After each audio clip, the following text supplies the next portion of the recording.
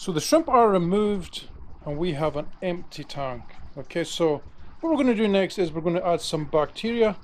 My bacteria of choice today is Borneo wild and leaf.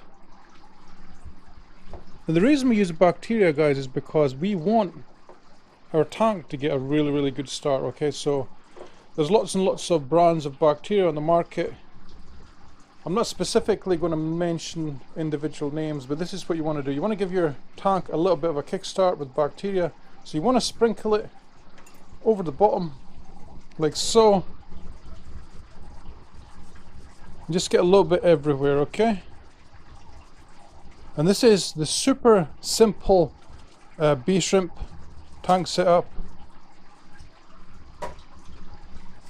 because I think a lot of people make it more complicated than it already is. This is based on the principles of Vin. If any of you guys know who Vin is a very experienced shrimp breeder, and we are going to follow his teachings. Okay, so today we have Akadama soil. We're going to put soil in straight over the bacteria.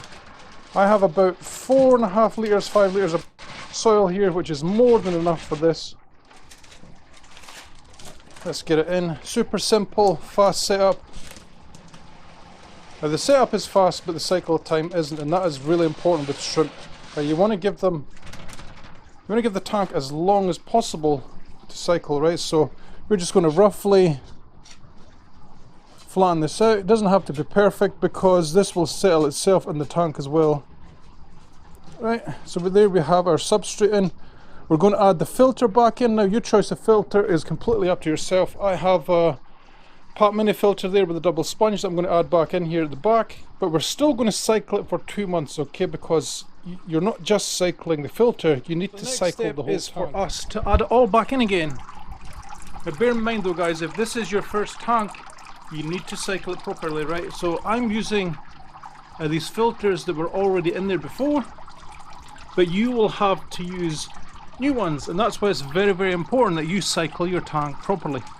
Okay, so I'm going to try and put these filters back in, and I could probably get away with cycling this tank for about 5 or 6 weeks, but I'm going to give it the full 2 months because I want this tank to be really successful. And with a little bit of luck, we are going to put some Zebra Pintos in here. Now I'm not sure if I'm going to buy them or if I'm going to breed them. I haven't made my mind up yet, right? So we're going to add our feeding dish back in to the front because I like my shrimp to come and eat at the front.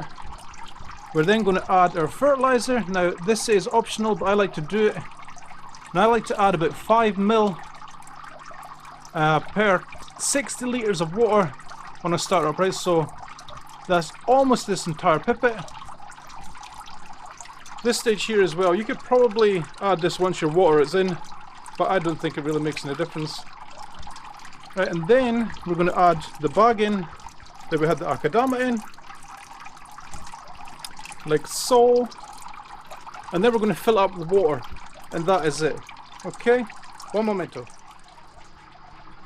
Okay, so the tank is now filled, and it's looking just okay, I suppose, but it's as good a tank as it's going to look at this stage, like all tanks.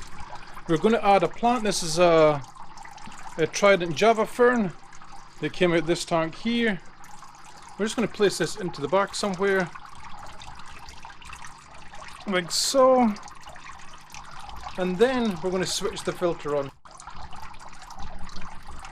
So what are you talking about, guys? That's March, April, May.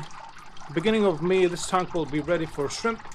The way I'm going to treat this as well, guys, is I am going to treat it like any other tank that I have in the room, like this one here. I'm going to give it 25% water changes every single week, and we shall see how we get on. Now I just want to talk a little bit about the water conditions. This will drop to roughly about 6 pH.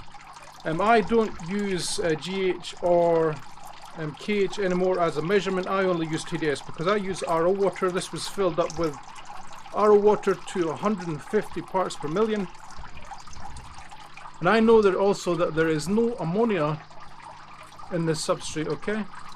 So I really don't have to test for that, but if you use something like Amazonia, get yourself a ammonia kit, so you can test the water and see if it's ready for your shrimp. But after 2 months, this will be ready. Okay, I hope you've enjoyed today's show. Please subscribe if you haven't already. And I'll catch you in the next one. Bye-bye.